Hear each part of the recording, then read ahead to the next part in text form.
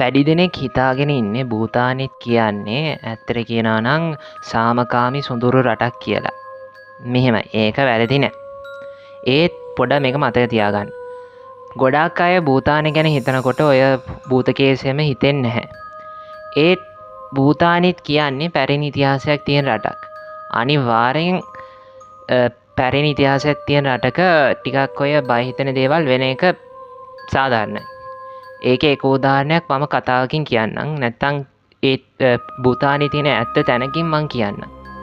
නැගෙනහිර භූතානයේ ට්‍රැසියංක්සේ කියන ප්‍රදේශයේ දිස්ත්‍රික්කයේ චෝටන් කෝරා කියන දාගැබක් හම්බෙයි.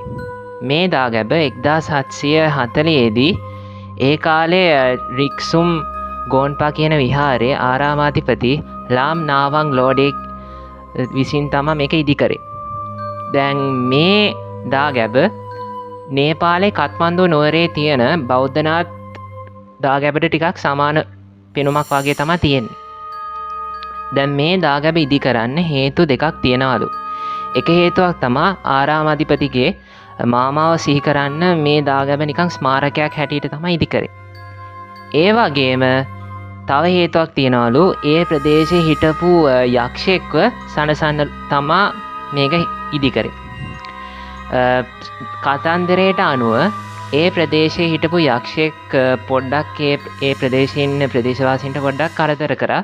ඒ පොඩ්ඩක් ඒ යක්ෂයාව සනසන්න අරුණාචල ප්‍රදේශයේ මේ ඉන්දියාවේ අරුණාචල ප්‍රදේශයේ හිටපු පොඩි දැරියෙක් දාකිනී කියන දේවිතාවියක් හැටියට එයාගේ ජීවිතේ පූජා කරා. මේ දාගැබ ගාව.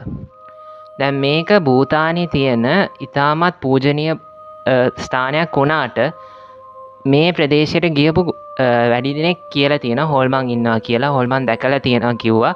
අමුතු සද්ද එනවා වගේම ටිකක් ඔය අමුතු සිදුවීම් වෙනවා. ඒත් සමහර විට ඒ හේතුව නිසා දැන් දන්නේ ගොඩාක් මිනිස්සු මේකට යන්නේ.